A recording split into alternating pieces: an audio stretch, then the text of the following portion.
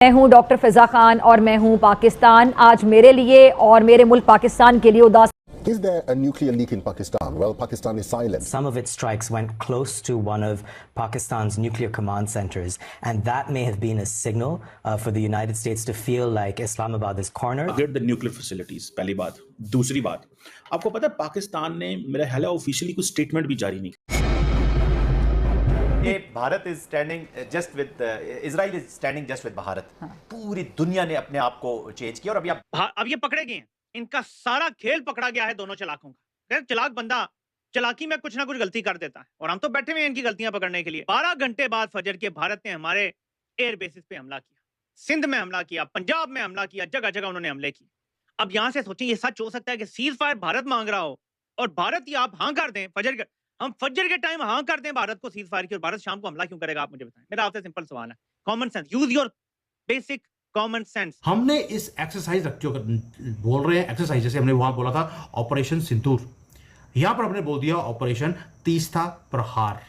तीस्ता प्रहार, सोच के देखिए, ये वॉर रिहर्सल नहीं है दोस्तों, ये सिग्नल है। सिग्नल है सबको कि भारत रेडी है फॉर अनइमेजिनेबल थिंग्स। और भारत ने प्रिपेयर करना शुरू कर दिया और जो एक्सपर्ट्स हैं उन्होंने बोल दिया कि हम अपने आप को प्रिपेयर किसके लिए कर रहे हैं? सिलीगुड़ी कॉरिडोर नहीं, हम 3 फ्रंट वॉर के लिए अपने आप को तैयार कर रहे हैं। सब इसके इम्कानात हैं और अगर इसके इम्कानात हैं तो इसका हमें वक्त से पहले ही पाकिस्तान को क्या रद्दअमल देना चाहिए। नहीं, उसी इलाके में भारत भी एक प्रकार से यूनुस को बता रहा है कि देखो नजर तुम पर बनी हुई है, सुधर जाओ तो ठीक है, नहीं तो जैसे पश्चिम में तुम्हारे पाकिस्तान को हमने सुधारा वैसे ही तुम्हें भी सुधार सकते हैं। जो यूनुस मियां हैं वो अपनी हरकतों से बाज नहीं आ रहे हैं। भारतीय सेना ने यहाँ पर एक बड़ा ज़बरदस्त एक यहाँ पर एक्सरसाइज की है। यहाँ पर उस एक्सरसाइज का नाम रखा ऑपरेशन तीस्ता प्रहार। उसके बाद भारत ईंट से ईंट बजा गया हमारी, हमने जवाब नहीं दिया, बस सीज फायर मान लिया। मैदान में भारत के हाथों मार तो पाकिस्तान ने खाई, लेकिन अब डर बांग्लादेश को सता रहा है। समझते हैं कि अब ये नागुसीर है। पाकिस्तान को मालूम है कि उसकी नाक कट गई, अब उसको बदला लेना है, इसलिए पाकिस्तान ने एक और हरकत कर दी। बांग्लादेश को उन्होंने एक्टिवेट करना शुरू कर दिया है। मैंने आज ही वीडियो बनाया था। वीडियो ये बनाया था कि अमेरिकन प्लेन्स, कार्गो प्लेन्स जो कि हथियार लेकर आए हैं, वो बांग्लादेश में लैंड कर चुके हैं। मैंने पूरा ये चीज को आपके साथ कवर किया था। लेकिन साथ में एक काम और हुआ कि पाकिस्तान के अंदर जो आसिम मुनीर है, उसके साथ अमेरिका के जो क्रिप्टो वाले लोग हैं वो आकर मिल रहे हैं और डील्स का साइन की जा रही हैं पाकिस्तान के साथ। और ये तब हो रहा है जब अभी पहलगाम के ऊपर इतना कुछ हुआ, उसके बाद युद्ध हुआ, उसके बीच में IMF क्या करता है? 2 कंट्रीज को पैसे देता है।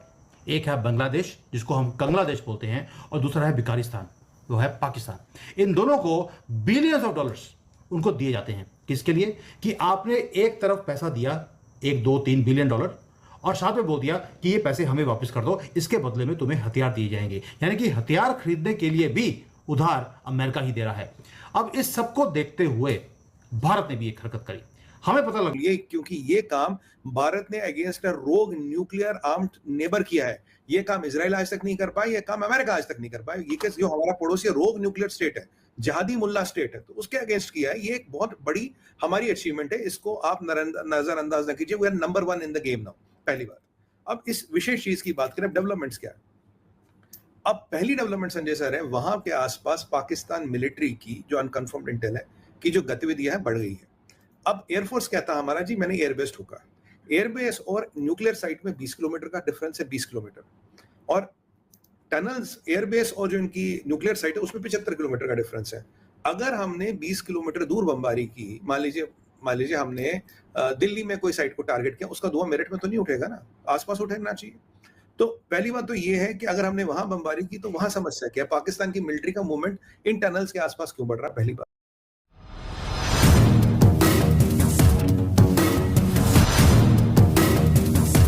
क्या कि हमारे ऊपर एक 3 फ्रंट वॉर की तैयारी की जा रही है, और 3 फ्रंट वॉर के लिए सबसे पहला काम है हमारा जो सिलीगुड़ी का जो ये कॉरिडोर है, इसको चोक करना है, जिसको हम चिकन नेक बोलते हैं। इसीलिए भारत ने क्या किया? भारत ने वहां पर अपनी आर्मी भेज दी। आर्मी भेजने के बाद वहां पर मिलिट्री एक्सरसाइजेस हमने शुरू कर दी हैं। और एक रिवीलिंग मैसेज, एक वार्निंग साइन हम देना चाहते थे चाइना को, पाकिस्तान को और बांग्लादेश को। दोस्तों, जो हमने वहां पर अपनी जो दुश्मन को हमने अपनी आर्मी भेजकर एक ही काम किया कि भाई हम अपनी धरती पर बैठकर तुम्हें वॉच कर रहे हैं और तुम्हें कोई भी जो तुम्हारी गंदी हरकतें हैं वो तुम्हें नहीं करने देंगे। पाकिस्तान को हम सीधा कर चुके हैं, अब नंबर है बांग्लादेश का।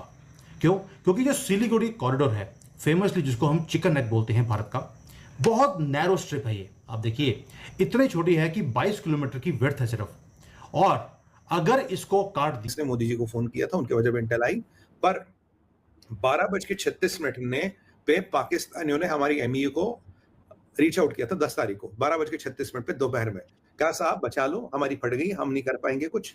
एमईए ने कहा हमारे डीजीएम आपसे बात करेंगे 3:30 बजे, फिलहाल हमारे पास टाइम नहीं है। पहले एमईए कहा कि वो हमसे रीच नहीं कर पाए, बहुत सुबह से लगे थे, कोशिश कर रहे थे।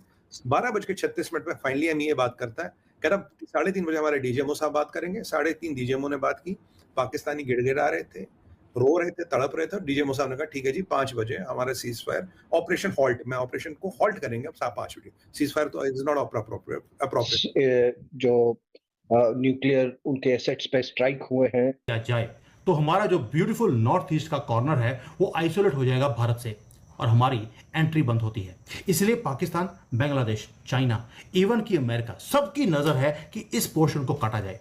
अमेरिका चाहता है कि इधर एक क्रिश्चियन लैंड बनाया जाए। उन्होंने पहले बांग्लादेश को बोला था, अभी वो म्यांमार में लगे हैं, और इनके दिमाग में है कि कहीं अगर बांग्लादेश का थोड़ा सा पार्ट, थोड़ा सा म्यांमार का और बाकी का हमारा नॉर्थ ईस्ट को कवर किया जाए तो एक क्रिश्चियन स्टेट बन सकता है, जैसे इंडोनेशिया में उन्होंने बनाया था। अब यानी कि पहले 3 लोग थे जो इसके ऊपर लगे थे, इस चिकन नेक के ऊपर, चाइना, पाकिस्तान, बांग्लादेश। उसमें अब अमेरिका की भी एंट्री हो गई है। इसलिए भारत ने, मोदी साहब ने कहा कि ये न्यूक्लियर ब्लैकमेल नहीं चलेगा। तो न्यूक्लियर ब्लैकमेल के की जब बात हो रही है कि भाई न्यूक्लियर ब्लैकमेल की आड़ में आप, उन्होंने ये भी कहा कि आप ये टेररिज्म नहीं चला सकते, लेकिन अमेरिका भी पाकिस्तान के न्यूक्लियर ब्लैकमेल का विक्टिम रह चुका है। लोग ना भूले कि it was when this Soviet invasion of Afghanistan had taken place, and with the help of Pakistan, जब अमेरिका ने पूरा वो जिहादी वॉर मशीन जब बनाया था, तो उस समय जियाउल हक, he got away with lot of things which the Americans didn't like, but उनके हाथ ऐसे बंधे हुए थे कि वो बिना पाकिस्तान के वो कर नहीं सकते। 5000 किलोमीटर की कर रहे हैं, यानी कि बीजिंग तक हमारी मिसाइल्स वो जा सकती हैं। हमने ड्रोन्स दिखाए हैं। ड्रोन वो वाले हैं जो फेशियल रिकॉग्निशन करते हो, रोबोटिक सर्वेलेंस सिस्टम्स हमने इंप्लॉय कर दिए। यानी कि 62 वाला भारत नहीं, ये 2025 वाला भारत है। जो यूनुस मियाँ हैं वो अपनी हरकतों से बाज नहीं आ रहे हैं, और अभी तक जो भी दिखा है, और पाकिस्तान में भी दिखा है कि भाई अमेरिका बहादुर भी जो है वो अपनी शैतानियों से बाज नहीं आया है। लोगों को ये आशा थी कि भाई एक बार ट्रंप बाबू आ जाएंगे तो यूनुस मियाँ की हवा निकल जाएगी, लेकिन ऐसा कुछ भी नहीं हुआ। यूनुस वहाँ की हवा उतनी की उतनी भरी हुई है, उसमें कोई पंक्चर किसी ने किया नहीं है।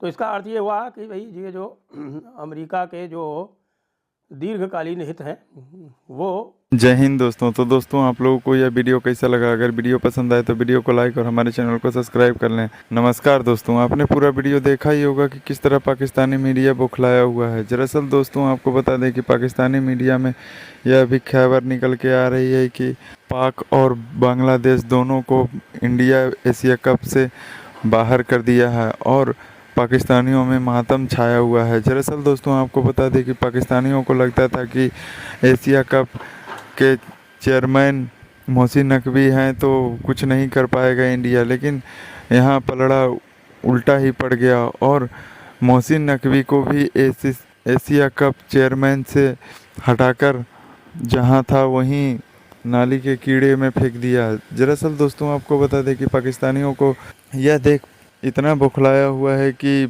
और कुछ दिन पहले की बात किया जाए तो पाकिस्तानी मीडिया का कितना चैनल भारत ने बैन कर दिया और सर्जिकल स्ट्राइक पर रखा गया है चैनल को।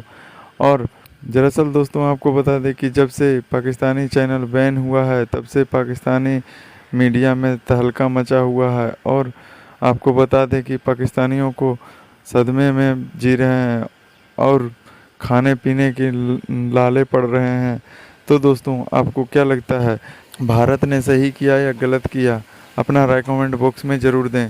दरअसल दोस्तों आपको बता दें कि पाकिस्तानियों को लगता था कि भारत कुछ नहीं कर पाएगा, लेकिन मोदी ने सबका ईंट से ईंट बजा के रख दी। और आपको बता दें कि जितने भी पाकिस्तानी मीडिया उछल रहे थे चैनल के दम पे उनको खाने को भी लाले पड़ गए और इंडिया में जितने भी व्यूअर देख रहे थे वह अनसब्सक्राइब कर भी चैनल छोड़ के चले गए और एशिया कप से तो लात मार के बाहर निकाल ही चुका है। तो मिलते हैं नेक्स्ट वीडियो में, धन्यवाद।